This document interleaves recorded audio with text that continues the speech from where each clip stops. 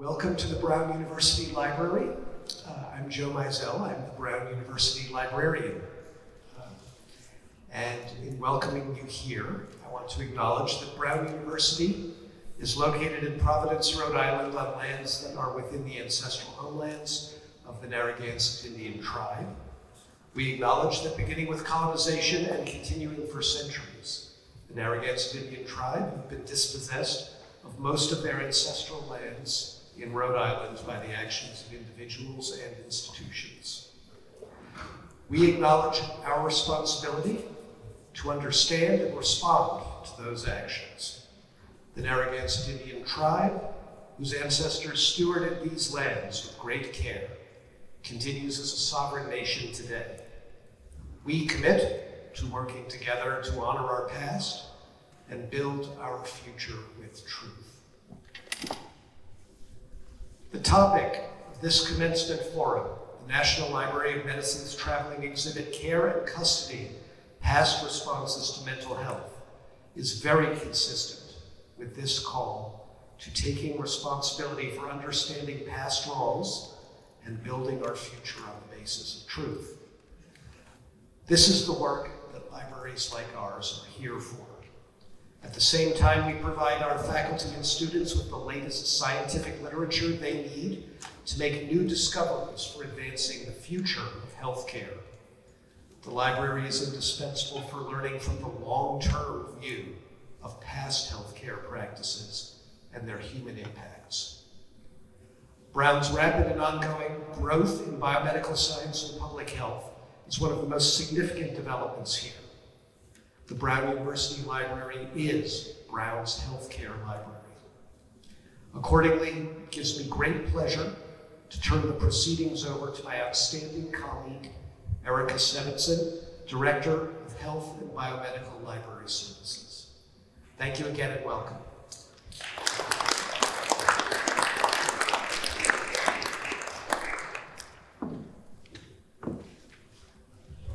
Thank you, Joe.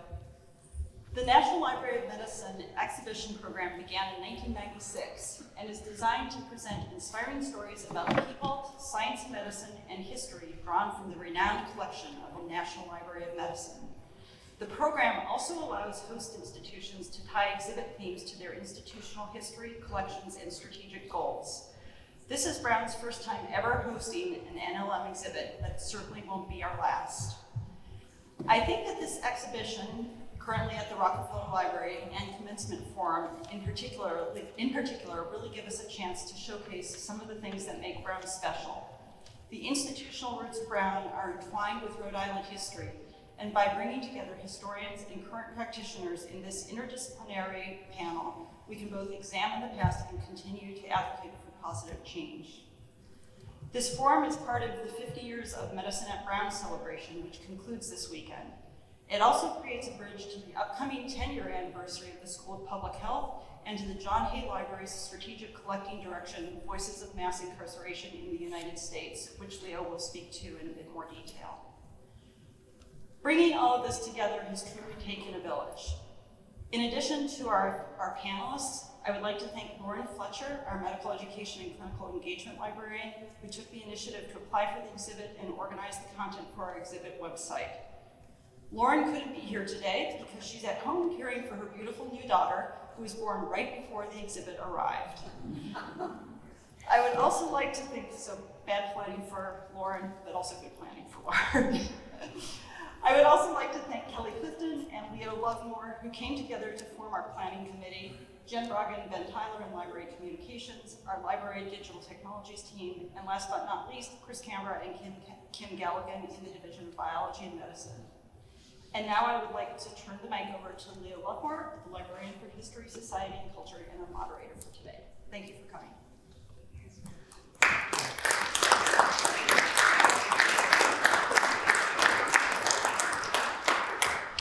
Great. Thank you so much, Joe and Erica, for that lovely introduction into this space and into this really exciting conversation today. I'm so grateful for this opportunity to connect with all of you and to kind of continue to build bridges between the sciences and the humanities at Brown and beyond. So as Joe and Erica mentioned, my name is Leo. I use they, them pronouns, and I'm personally thrilled to be here beside all of you with this chance to engage in some conversation about the intersections of mental health, psychiatry, and mass incarceration. It's a real honor, and I thank everybody else who's joining us in person and on the live stream. Welcome. So before we move on, I just wanted to mention that our conversation today will likely touch on some difficult topics, things like structural violence, hospitalization, confinement, and the exhibition itself uses some potentially outdated language to talk about mental health topics. So just reminding everyone to be mindful of your own well-being and personal needs in relation to kind of the feelings that these conversations might stir up. Taking time and care with these types of topics, I think, is so important right now, as we really are in the midst of what many are calling a mental health crisis, globally, nationally, and also locally. So I know that these issues are very important and close to my own heart. They are part of my own family story, and they're really the foundation of some of the scholarly and community work that I've been doing over the past 15 years. So before graduate school, I worked with peer-to-peer recovery communities in Western Massachusetts, where I was really able to see up close the barriers that folks face, that people on the margins especially face as they are seeking mental health supports. As a first-generation college student who also had an incarcerated parent at the time, I brought those experiences with me into graduate school, where I really started looking at kind of histories of pain in American medicine and society to understand the scope of the opioid crisis a little bit more fully. And today, my historical research looks at marginalized patient experiences in the 19th century, especially patients seeking psychiatric mental health care. And also, from within my role at the library, I get to teach Brown students about those histories and so much more by drawing on Brown's special collections related to the history of medicine and science. So it's a real privilege to be able to kind of discuss these topics with three scholars and practitioners who have really built your life's work around unpacking these systems and responses to mental health conditions. Before I introduce our three guests, I just wanted to take one more minute to highlight the traveling exhibition's theme of care and custody and link that back up to the John Hay Library's strategic collecting direction in mass incarceration. So the theme of care and custody is, I think, asking us to reflect on these intertwined histories of mental health treatment and incarceration. And through that lens, we are being invited to think about the ways that things like race and ethnicity, gender and sexuality, disability, class, and other kinds of difference, how those things have historically impacted people's access to mental health treatment and support. And I think in turn, that theme brings to light this issue of disparity within treatment and recovery systems and reveals that real fact that the prison system in the US is quite often an end destination for people who have complex, chronic mental health conditions that intersect especially with other forms of vulnerability. And that's really, I think, been the case throughout the history of the US. The Hayes strategic collecting direction on mass incarceration gives voice to that reality by gathering and providing access to original material in all formats that documents the lived experiences of incarcerated individuals in the United States, as well as those who are affected and impacted by the prison system. Brown is the first university to develop that kind of collecting initiative, which includes things like first-person narratives, oral histories, artwork, personal writing, and materials about prison, advocacy, abolition, and activism. So the collecting directions, I think, illuminate really the personal and the structural aspects of the carceral state. and I'm looking forward to working with them more in my own teaching and research. Our three panelists also each bring tremendously unique and critical perspectives to these topics, and I'm really grateful to listen and learn alongside of you today. So without further ado, I'm excited to introduce our three panelists. I will keep the intros brief so that we can move into our conversation, but you can read the full and impressive bios on the back of the program card that you may have received on the way in. And if you haven't, I know there's some on the back tables, which you can grab on the way out. So our first panelist to my left is Jenny Lambe, Associate Professor of Latin American and Caribbean History and Director of Graduate Studies in the History Department at Brown. Welcome. Our second panelist is Christine Montross, Associate Professor of Psychiatry and Human Behavior at the Warren Alpert Medical School at Brown and a practicing inpatient psychiatrist. Thank you for joining us. And finally, we have Jody Rich, Professor of Medicine and Epidemiology at the Warren Alpert Medical School and a practicing infectious disease specialist at the Miriam Hospital Immunology Center and at the Rhode Island Department of Corrections. It's a pleasure to have you here. So to get us started, I'd like to ask each of you to situate your work within this larger theme of care and custody. So how does your scholarship, research, or field of practice relate to or resonate with the exhibition's theme of custody and care? And maybe where and how do you see that tension in your work today?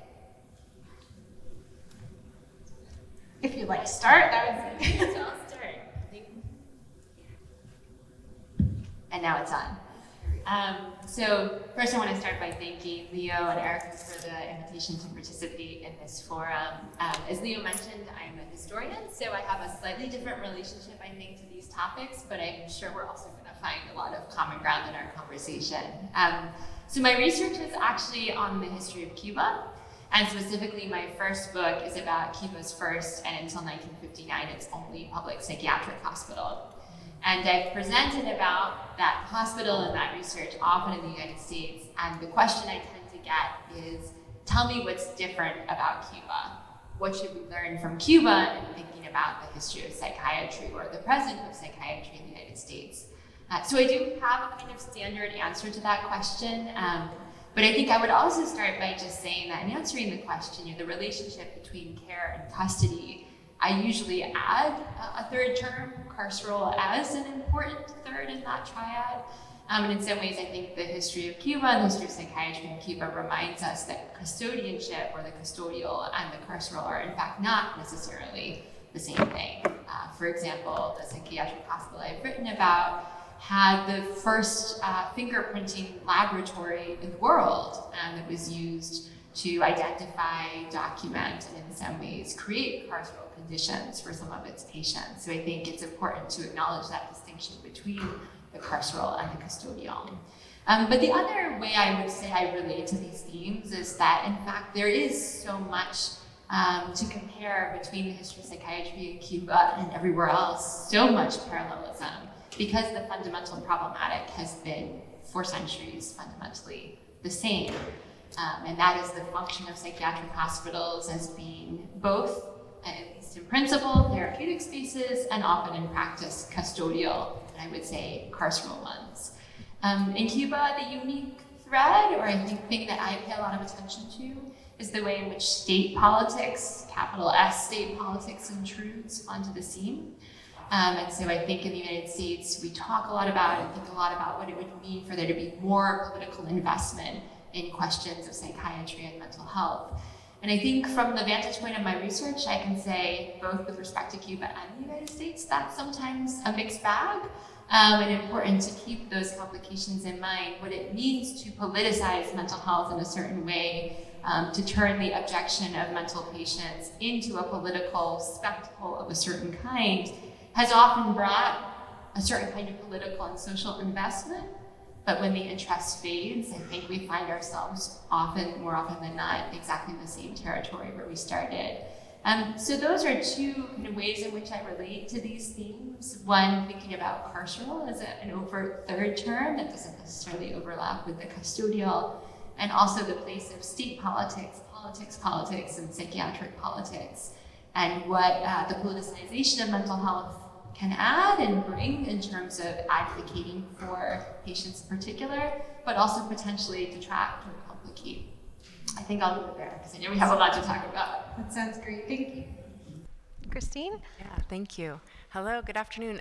Also really delighted to be here and happy to be in conversation with my colleagues, and I'm very impressed that people came indoors on a day like today. It was hard for me even to come indoors, so very impressed that you all came to listen to what we have to say today. So I feel like this question of care and custody is right at the intersection of where my work sits. I'm a psychiatrist. I work at Butler Hospital. If you've not been to Butler Hospital, it's actually beautiful.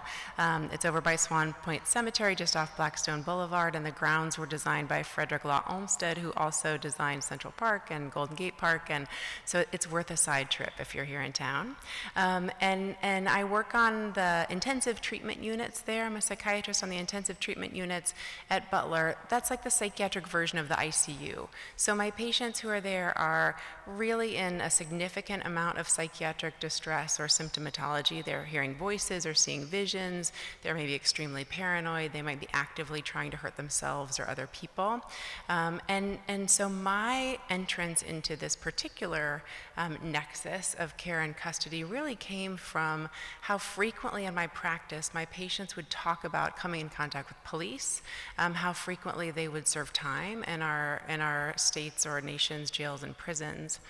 And I would hear these stories from them, and two things really struck me. First of all, how frequently the circumstances that led to their legal encounters really paralleled the identical circumstances that often led to their hospital admissions.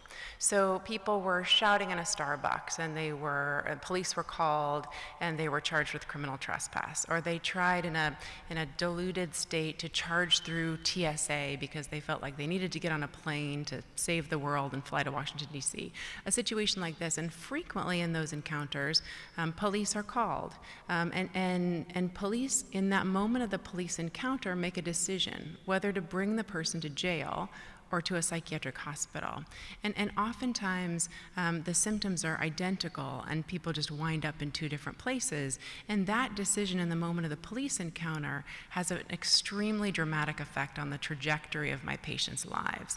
And that's where the second part of my interest really came into being, which was thinking about how difficult it is for my patients to comply within the psychiatric hospital. If you're hallucinating, if you're hearing voices that are tormenting you, you feel extremely paranoid and mistrustful. You don't know if the person who says that they're caring for you is actually trying to harm you. You don't know if the food is poisoned. My patients have a lot of difficulty complying. There was no time where this was more obvious than during the early days of the pandemic. My patients were not able to reliably mask. We didn't have PPE in the hospitals. It was a scary time for patients and staff alike, but it really drove home for me how difficult this idea of compliance is. It's hard to follow rules when your mind is in a fractured and different space. So then I started to think about, well, what must it be like for my patients to be in a facility that demands compliance at all times? And I'm fortunate that at Butler, staff is really trained to know how to approach patients who are in these states of mental illness and work with them to make them feel safe and comfortable, to give them options, and really at all times to have therapeutic goals be at the forefront. But our jails and prisons, of course, are not that. People are not trained to deal with people in the throes of serious mental illness, and the primary goal is not at all therapeutic. The primary goal is punitive. And so I began thinking about what happens to my patients when they're in these facilities. So I started going into jails and prisons. I'm a nonfiction writer, and I started performing competency to stand trial evaluations in the jails and prisons to sort of start to see what kinds of people were in the prisons, what was happening to people there. And of course, unsurprisingly, what turned out to be the case was that the people there were absolutely no different than the people that I was seeing in my hospital. And so I began to really research and think about this question of what are we doing then when we're we're sending people to a therapeutic place in some situations and in a punitive place in others. What does that say about us as a society, and what are the ramifications of that sort of decision making and calculus?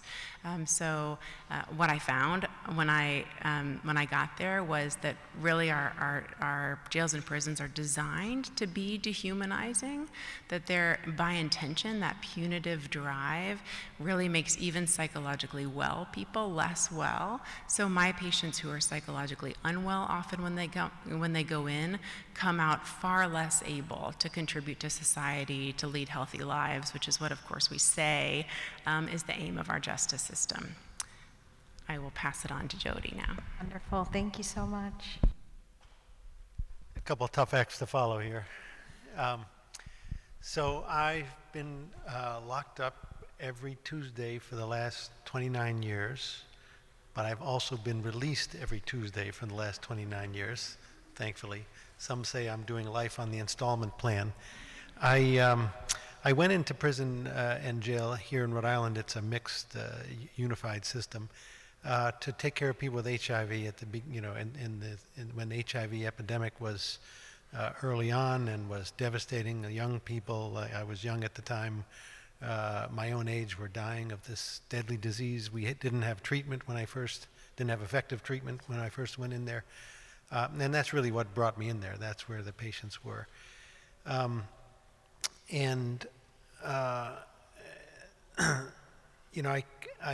think about Brian Stevenson, who wrote this great book, Just Mercy, and is an attorney and advocate and activist, and is a brilliant speaker. If you ever get a chance to hear him, I would urge you to. But one of the central messages he says is get proximate. If you want to help a population at need, you got to get close to them, and you got to talk to them and understand what they're going through and how you can help, and listen to them. And so I've spent a lot of time getting proximate, and also being a witness. And I've been doing this in this time of mass incarceration.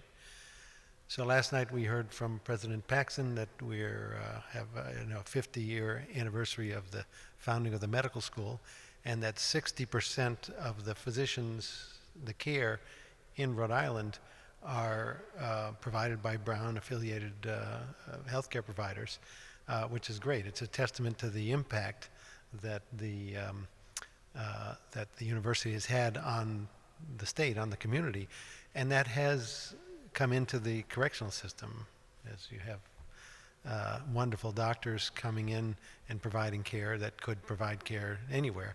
So we are a bit unique, and I have visited prisons on 4 different continents and many states, but I really only know the Department of Corrections here in Rhode Island.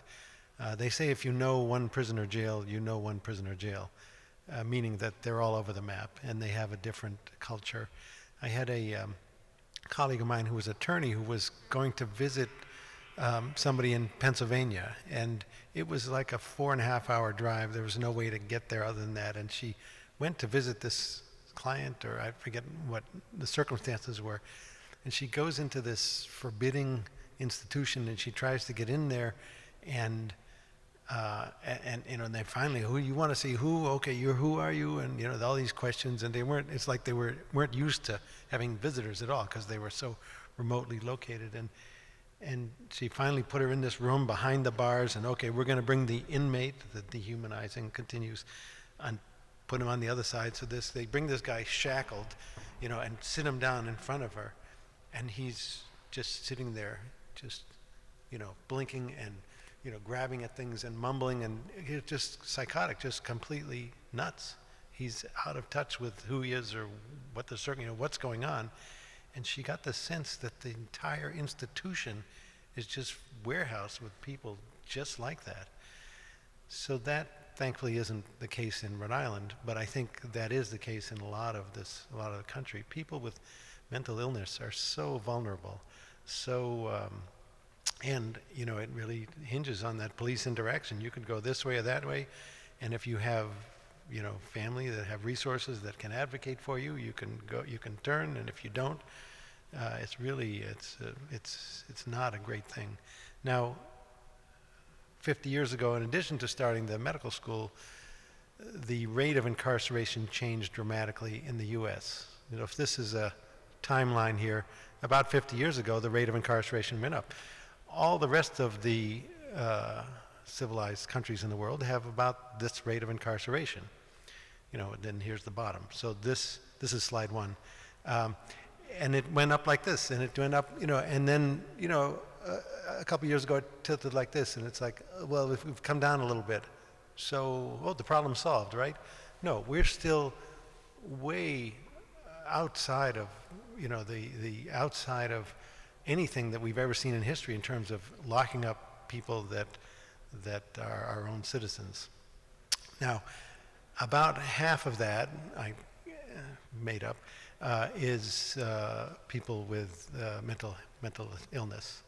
And about half is due to the racially motivated war on drugs, which is really was a political decision to try and disenfranchise Democratic African American voters, and really, you know, was highly effective. And unfortunately, we're paying the repercussions of that. So of this whole area above the normal curve, you know, half is mental illness, half is war on drugs, and then that piece on the bottom, that's just testosterone.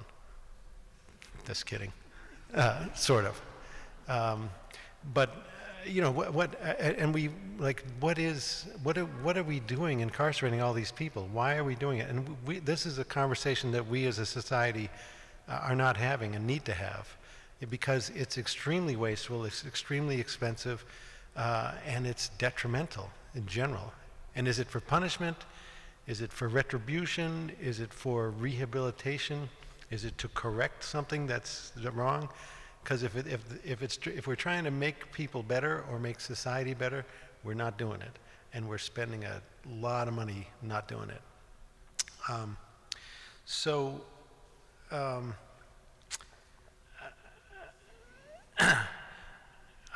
I went in to work on to help people with HIV, and we developed a model program, and we diagnosed people, and in the 1990s we diagnosed a third of the people in the state who had HIV were diagnosed at the Department of Corrections. And that's a pretty, you know, big slice of the pie to be ignoring. And so I have kind of think about this mass incarceration as a, you know, as an ocean liner, that it's moving along, and, you know, clearly it's going in the wrong direction. We need to turn it around and stop locking up so many people. But at the same time, the sort of public health advocate and activist in me says, wow, what an opportunity. How great. Look at the state. They've gone and rounded up all these people at high risk for infectious diseases and other problems, and brought them right here, and, you know, parade them right in front of me, in front of a nurse, and I can just, you know, there they are, I can go see them, and so easy to find them and intervene and give them vaccines and give them education and give them treatment and diagnose them and connect them to care on the outside. So I've really spent my career working on those two things, trying to turn that ocean liner around and trying to take advantage of where we can intervene from a public health perspective. So one example is, you know, and I talked about the war on drugs and mental illness like they're distinct issues, but there's a lot of overlap there.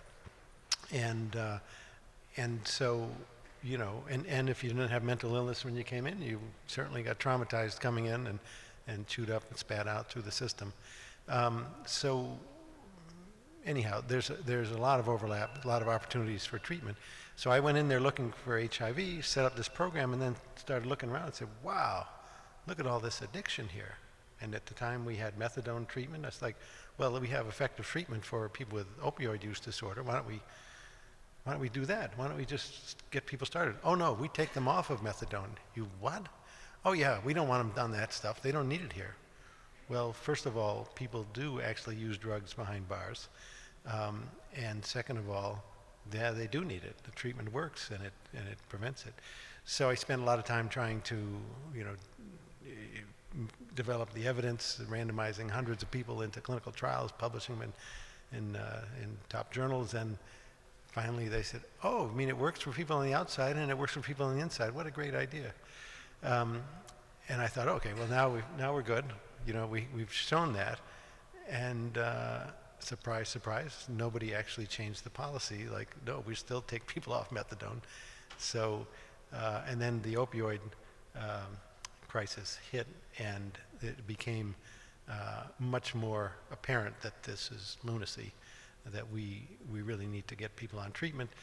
Governor Raimondo established a task force, and there was a lot of advocacy and a lot of people involved, and Rhode Island became the first state in the nation to have a comprehensive treatment program for people with opioid use disorder.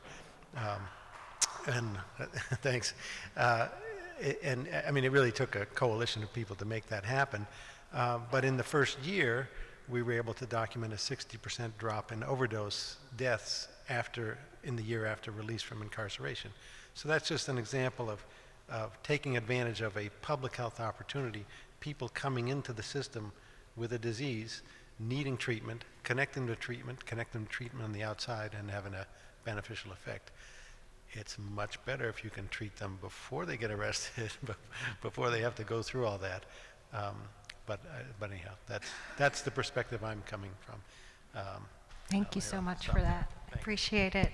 Yeah, very fascinating to kind of hear how each of your daily practices intersect with these issues. I wanted to follow up with a question about kind of interdisciplinary collaboration in this type of work. At Brown, we have students who are so interested in breaking down these barriers between community and academia, between disciplines. So what does an interdisciplinary approach to these questions offer us? What does the humanities and the discipline of history offer kind of clinical approaches, and vice versa? What might clinical research and practice offer to more humanistic inquiries into these types of questions?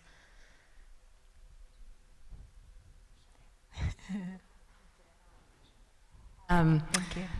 I love this about Brown. I love this in part because I was a poet before I came to medical school, and I'm convinced that's the only reason I got into medical school was because of Brown, because everyone else would be like, what are you doing here? But Brown was like, all right, we'll take a poet into our medical school. So I think Brown is uniquely positioned as a place that really values an interdisciplinary approach and sees that there's a compounding of wisdom that occurs when minds from different fields bring their expertise to some of the greatest problems, and this is certainly one of the greatest problems that our nation is facing. I think there are a couple answers to this question, though I'm going to keep it brief because I think our humanities scholar will be maybe in a better position to say, but I think that for me, this question is so thorny that when I first started writing my book about the intersection of mental illness and the criminal justice system, I hit a period of real paralysis just by virtue of how many disciplines are entangled here. Law is entangled here, economics is entangled here, politics is entangled here for sure, race is entangled here, history is entangled here, so there, and on and on and on. So I think that this is a question that demands an interdisciplinary approach for a solution. When Jody was talking about the different driving forces behind mass incarceration, one of the main issues in our country is that we have privatized prisons. So people benefit economically by keeping more people locked up for longer. So these kinds of perspectives are really critical. I can offer my perspective as someone who knows about medicine and mental illness, but I don't understand the economic underpinnings in a way that someone from economics might, for example. I also think, as I came to the end of my research on this topic, I really came to understand that there's this deep philosophical question here too, that we say in our country we want safety and justice, and as Jody indicated, we're not achieving that through our current practices. What we are really good at is vengeance and punishment. And so if that's what we want from our legal system, then we ought to say, like, hey, our legal system exists so that we can exact vengeance and enact punishment. But that's not what we say. We say we want safety and justice, and so we either need to be honest about what we want, or we really need to change our practices so that they align with our goals. And I think that truly is a philosophical change that needs to take place, that people need to understand from an ethical standpoint, from a human standpoint, that our current practices are not humane. And to me, the power to change that lies in story. I think when we look at the social movements that have succeeded and have succeeded rather quickly, I think the most recent example of this in my mind is the gay rights movement and marriage equality, that was quite, even though many of us were not allowed to marry for a very long time, when you think about the rapidity with which those numbers changed and the public perception changed, I really think it had a lot to do with story. And it's the getting proximate. It's people telling their stories, getting to know what it's like for people who are in these circumstances. So I think the critical piece of explaining what human beings' lives are like that live in cages, that when we put people in cages, what does that do to them? What does that do to their lives? What does that do to us, those of us who live free lives? So I think that element of story is a really critical part as well. Thank you so much. Do you have any thoughts on either? So I teach history.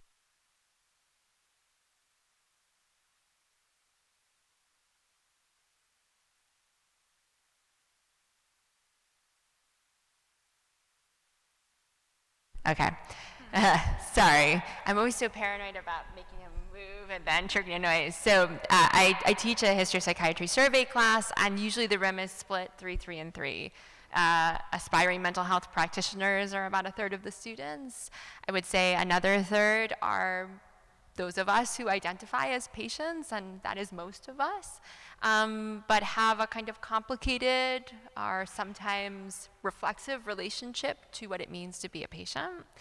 And the other third, I would say, represent people who've had a very negative relationship to psychiatry, who may identify as abolitionists, or at least strongly critical anti-psychiatry. And so my challenge, of course, as an instructor, is to find a way for all of us to have a conversation together for a semester, which doesn't necessarily require that we have the same opinions, that we start in the same place or end in the same place, but that we at least find a common language. And of course, our language is storytelling, and specifically historical storytelling. So I think most of my students come to the class hoping that the history of psychiatry will offer some clear guidelines as to how to approach the present of psychiatry.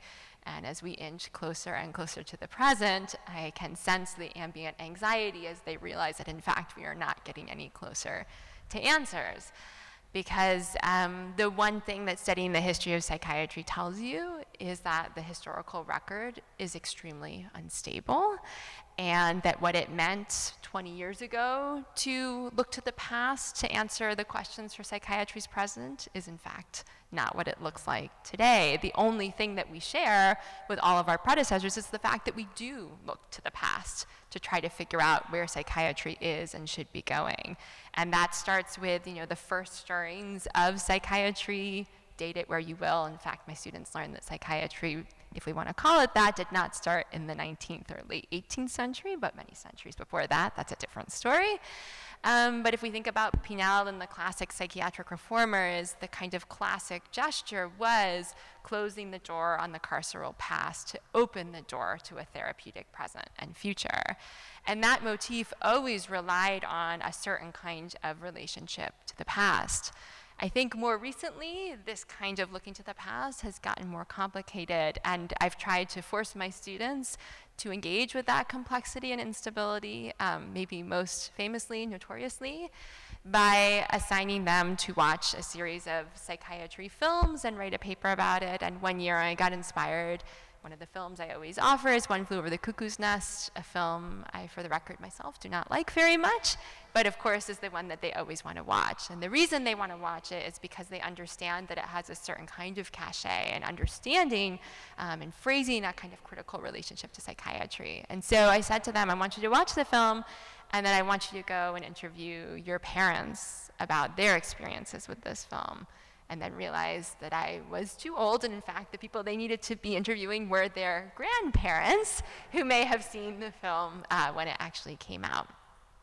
And what I discovered is my students also don't like One Flew Over the Cuckoo's Nest very much, but the reasons they don't like it actually are very different from the kinds of questions and criteria that their parents or grandparents brought to the film. And in fact, I was inspired to go and write an article, drafting my students as kind of research assistants. A lot of them got to be cited in the final article, which was pretty cool. And looking at the diverse reactions that the film itself has generated over time vis-a-vis its representation of psychiatry. Because of course, the minute it came out, psychiatrists said, this is not the way psychiatry is being practiced right now in the United States, specifically with respect to lobotomy and ECT and other things. And that was a broader moment of psychiatric questioning within the field, a kind of coalescing reflexivity among psychiatrists who are wrestling with, on one hand, a counterculture pushing back on psychiatry itself, the reckoning with different kinds of difference within the discipline of psychiatry. So the message, of course, is, number one, that there is nothing more kind of classic in the present of psychiatry than looking to the past for answers. And of course, nothing more frustrating vis-a-vis the present of psychiatry than looking to the past for answers. Because inevitably what you find is what you're looking for, or what you think you're looking for, and then 10 years later, what you find will be completely different. So for example, with One Flew Over the Cuckoo's Nest, of course, what my students' parents or grandparents loved about the film was precisely its countercultural anti-authority spirit, with Jack Nicholson as the classic hero, anti-hero. And what my students were dismayed to discover was that they found the film to be very sexist, borderline racist a lot of the time, and that in fact its own staging of psychiatry didn't map onto any kind of critical message that they were looking for in confronting their own present. So I think stories are incredibly important, and I think stories are also incredibly frustrating, and the frustration actually is what should continue to drive us to find more stories, but also to reckon with the story seeking itself as a kind of essential, inevitable, and inevitably frustrating part of looking to psychiatric reform. Awesome. Thank you so much. I appreciate that kind of reflection on the tension between history and the futures, which leads to my next question. In the spirit of imagining other futures into reality, I wonder if we can reflect on this idea of another world is possible. What are your wildest dreams for future systems and practices of care around mental health? What do we need to make those dreams a reality? Who must be included? What seats do we need at the table? And what legacies can we draw on in that work? Jody, do you want to start us off? Just a small set of questions. I'll take that since you skipped over me the last question. And I'll just say one thing about stories. If we wanted to get additional funding for some kind of genetic treatment for a disease, and we said, well, it's only going to cost so many millions, billions of dollars, people's eyes have glazed over. But if you put one victim of that on the front page of the paper and said, this poor innocent child is going to die unless we, the floodgates will open, the funding will appear, and you'll get the treatment. So stories are incredibly effective at getting, as an advocacy tool. And at the same time, we have a really strong sense of justice. Like if there's an injustice, that's wrong, and we feel like that should be remedied. And that's really what we have to use to move this field where it needs to be. On the other hand, we have this really bizarre fascination with punishment and incarceration. I mean, we have these, we watch these TV shows about people being arrested and locked up, and the reality shows, and it's the whole country is fascinated with it. They love it. So that part of our own conversation that we need to have about why we have this system is, we need to do some internal reflection on why are we so fascinated with this. And part of that, I think, has to be this narrative that's fed to us that there are good people and there are bad people. And so, the whole law enforcement thing is about, okay, let's go and get the bad guys. And the whole, nightly news thing is about, okay, there's bad guys out there doing bad things, and, you should be scared. You should be very scared. And I think probably social media is doing a lot of that injustice as well. But, I have met a lot of murderers. I've met a lot of, and even just using that term murder, should we really be judging someone on, the worst thing they ever did in their life? I think we would look at each other very differently if we all knew the worst things that we all did. And that's really not how we should be. But in terms of getting back to your question about what else is possible, I was able to spend a week visiting prisons in Norway, and I was just blown away. Well, first of all, they don't have a war on drugs there. So people with addiction, they look at us like we're crazy. Don't you know punishment doesn't work in the disease of addiction? People need treatment. They don't need to be incarcerated. So they're kind of off the table in all of Europe and the rest of the world anyhow. But the way they run their correctional system is everybody's on the same page. I mean, the people who are incarcerated, the custodial staff, the secretary, the people, administrators, the people making the lunches, everybody's on the same page. And the page is, something happened, and now you're here. And everything that we do in this institution that everybody's focused on is one thing. We want you to get out there and be a good citizen, a good neighbor. Not a good citizen, a good neighbor. We don't care if you vote. We don't care if you do citizen. You just want to be a good neighbor. That's all we care about. And the whole system is designed with a series of relaxing rewards by relaxing restrictions. And it's a whole different culture. It's amazing. The correctional officers undergo a rigorous 2-year training to become a correctional officer. And here it's 6 weeks, 12 weeks, something like that. And most it's not and it's highly respected. So there's a cultural thing that you can't just translate to the U.S.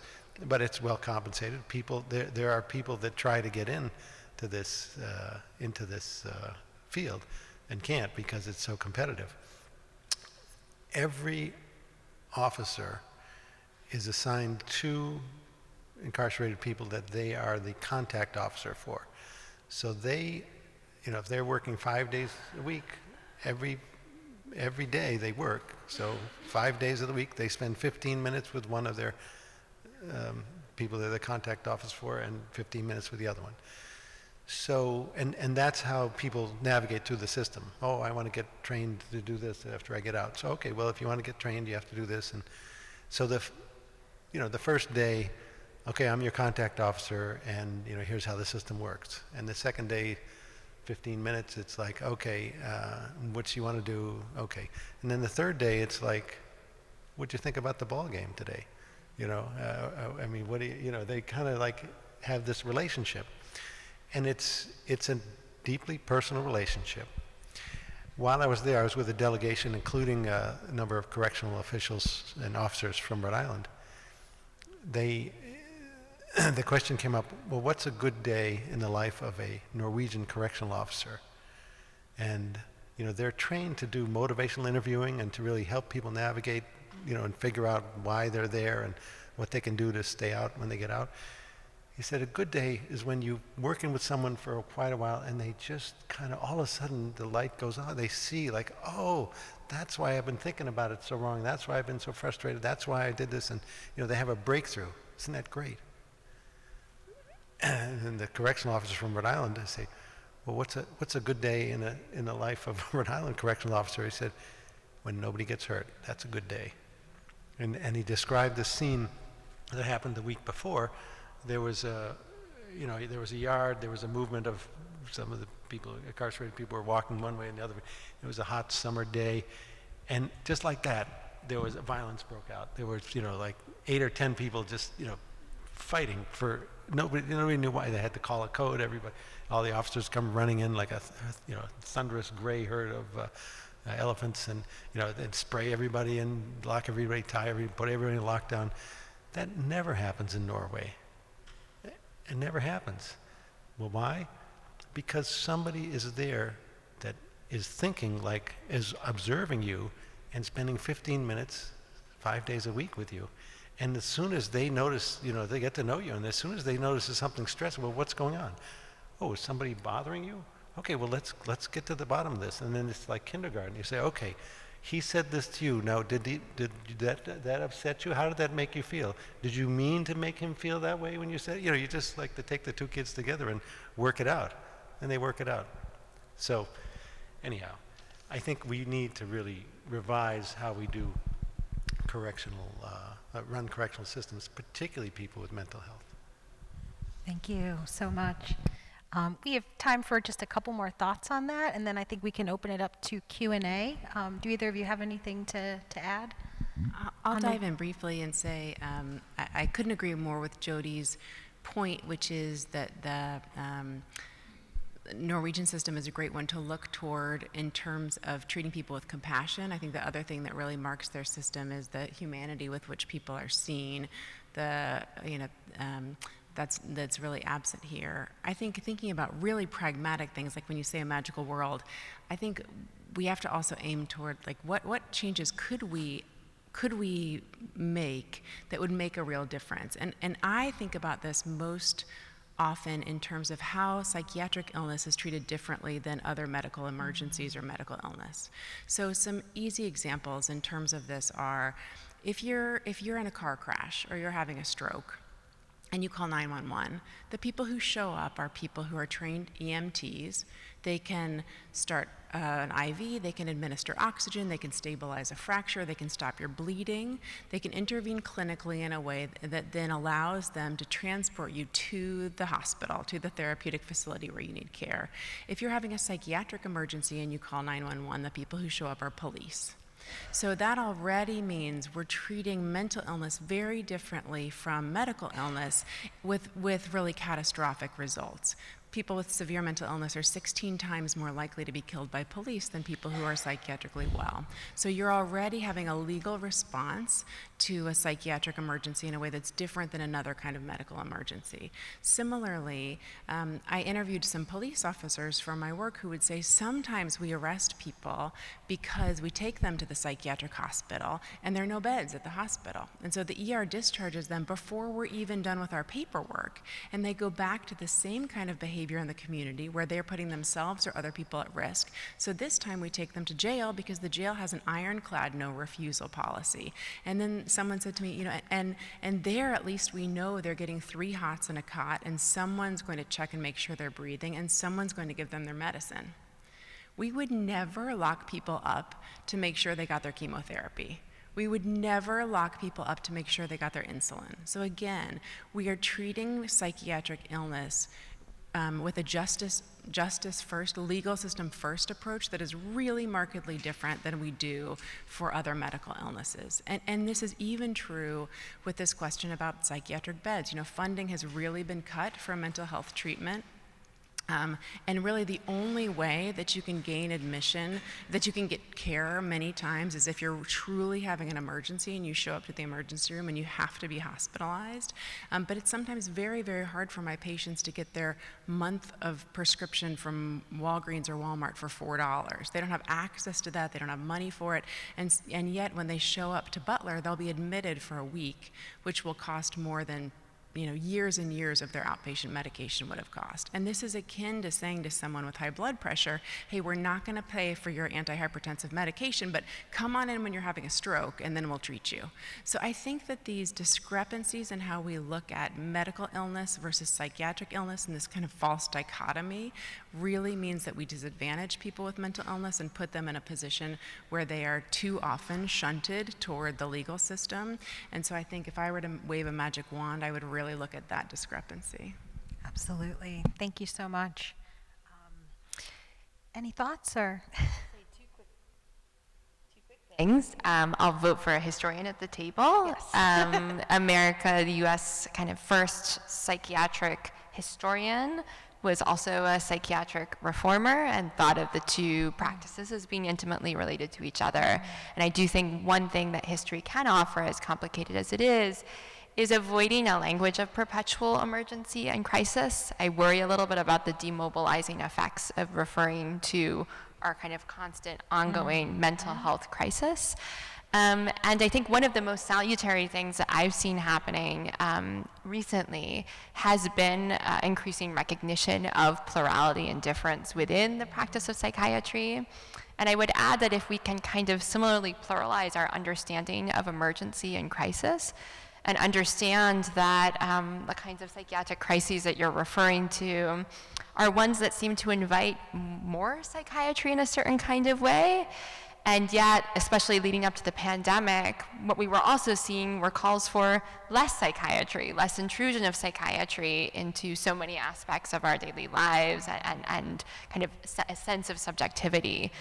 And so a kind of radical reckoning with difference and all of its shades as being at the heart of what a future-looking psychiatry could look like would involve acknowledging that for some of us, crisis and emergency means more psychiatry, for others it might mean less, but also that the subject we imagine at the center of psychiatric practice must necessarily be a plural one in all of the senses of the word. And that might include a kind of understanding of the fact that psychiatry itself is a culturally and historically contingent way of understanding certain aspects of what it means to be human.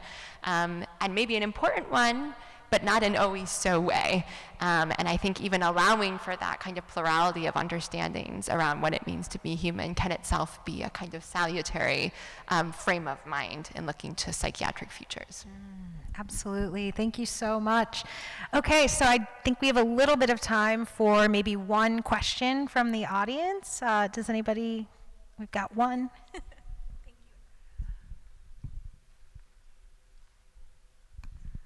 Hi. Oh, thank you so much for all of your eloquent reflections. I've really appreciated this panel. I have somewhat of an embedded, or not actually that embedded. Okay, I'm trying to just explain myself. So I did my senior thesis at Butler 10 years ago. I'm here for a reunion. And I, in the past, volunteered for 2 years on the New York City Suicide Prevention Hotline, which a lot of the intention behind that service is to take it's a pressure release valve in order to steer people away from inpatient hospitalization, away from a situation in which autonomy could be further diminished. And one thing I'm really struck by in trying to make a division between carceral treatment and psychiatric treatment is that I don't necessarily know that it's clear cut in terms of both hinge on limiting autonomy for ideas of safety, and both have drawn on there's this really intertwined history, I think. And in terms of thinking of another world that's possible, I'm wondering what can be done that could maximize autonomy in order to balance that against safety in a way where even when people coming out of psychiatric institutions also have a really hard time reintegrating into society. So kind of what could you imagine that could change that paradigm? Thank you so much for letting me ask that question. Just say briefly that they're not the same at all. If somebody is incarcerated because they're mentally ill, they get locked up. And then if they misbehave when they're locked up, they get further locked up. They get put in segregation, they get put in the hole, they get further in, and it's dehumanizing, and it's further restricting human interaction. I don't know much about psychiatry, but I know when people get hospitalized in a psychiatric unit, they go to group, and then they have a meeting with their therapist, and then they go to group, and then they have a meeting with somebody else, and then they go to group, and they have a structured human interaction, and that by itself is therapeutic in addition to everything else. And so it's a very opposite treatment. This is humanizing versus dehumanizing. But I'll turn it over to my colleagues in terms of autonomy issue, because that is critical. Yeah, I think this is such a fascinating question. I think this question of autonomy versus paternalism in medicine, this question of civil liberties and where do we honor that, and in psychiatry it's of particular interest because the diseased organ is the decision-making organ. So I think we walk the line all the time in psychiatry of wanting to give patients the same autonomy that all of us crave, and also recognizing that if I were barricading myself in a house because I believed that I was being monitored by the CIA and that I was not drinking my water because I thought it was poison, I would want someone to wrestle me to the hospital and put medicine in my body, because we do have medicine that treats those things. And so I think I think that's actually a quite delicate dance that we have to do. Sometimes we get it wrong. I hope we don't get it wrong very often, but I think Ellie McCants-Katz, who was the head of the psychiatric hospital here at Eleanor Slater for a while, said to me once, if we're arguing for the right for someone to live under a bridge with delusions, then we are emphasizing the wrong kinds of civil liberties. And I think I think that's very true. My practice is really driven by the fact that people suffer when they are in these states. And there are times when family members or physicians need to really weigh what's more important, someone's autonomy and decision making or someone's right to be thinking clearly and in a clear state of mind. And it's not a clear-cut algorithm at all times, and we have to think about the person in the context and make room for and allow for difference. But I think we also have to be very careful that we're not overvaluing something that actually means that people stay in a state of suffering that they themselves might not have wanted. And there are now, you can have psychiatric advanced directives. So if you are someone who's prone to mania and you know that, or prone to periods of psychosis, you can write your own instructions for the criteria by which your expressed desires ought to be ignored. And I think that's a really interesting avenue. So it's a thorny thicket, it's an interesting topic, and I think I err slightly on the side of always thinking our aim is to reduce suffering. And I've never had a patient come to me and say like, wow, I really wish you hadn't helped me think more clearly. Though I have plenty of patients who say to me, get me the F out of this hospital, I don't want your effing meds. And so where do we find the balance in that? And I think it comes mostly to dignity and wanting to preserve someone's dignity and trying to keep that at the forefront at all times, maybe even more than autonomy, but it's not easy. Thank you so much. I think that's all the time that we have. We get around